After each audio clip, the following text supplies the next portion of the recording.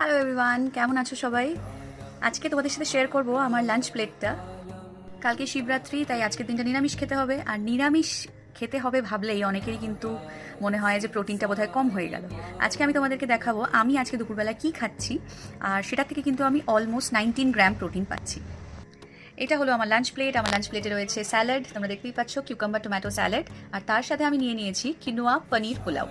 তো এটা একটা ওয়ান পট মিল বলতে পারো, আমি আমার মতন করে বানিয়েছি, জাস্ট ক্যাপসিকাম টমেটো দিয়ে। আমি রেসিপিটাও শেয়ার করে দেবো।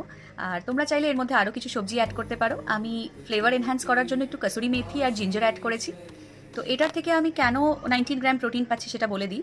আমি 75 গ্রাম মতন পনির অ্যাড করেছি এর মধ্যে, যার থেকে অলমোস্ট 14 গ্রাম পাওয়া যাচ্ছে প্রোটিন। আর যেহেতু এটা কিনোয়া, কিনোয়া কিন্তু বেশ প্রোটিন রিচ। মানে রাইস বা অন্যান্য যে কোনো গ্রেনের বদলে তুমি যদি কিনোয়া নিচ্ছ, তাহলে তুমি জেনে রাখবে যে তোমার প্রোটিন কন্টেন্ট কিন্তু অনেকটা হাই সেই মিলটা। আমি 1 কাপ মতন র কিনোয়া এর মধ্যে অ্যাড করেছি। তো সেটা থেকে আমি অলমোস্ট 5 গ্রাম প্রোটিন পেয়েছি। তো টোটাল 19 গ্রাম প্রোটিন আমি আমার লাঞ্চ প্লেট থেকে পাচ্ছি। তোমরাও কমেন্ট বক্সে জানিও আজকে নিরামিষ যদি তোমরা খাচ্ছ তাহলে কি কি খেলে।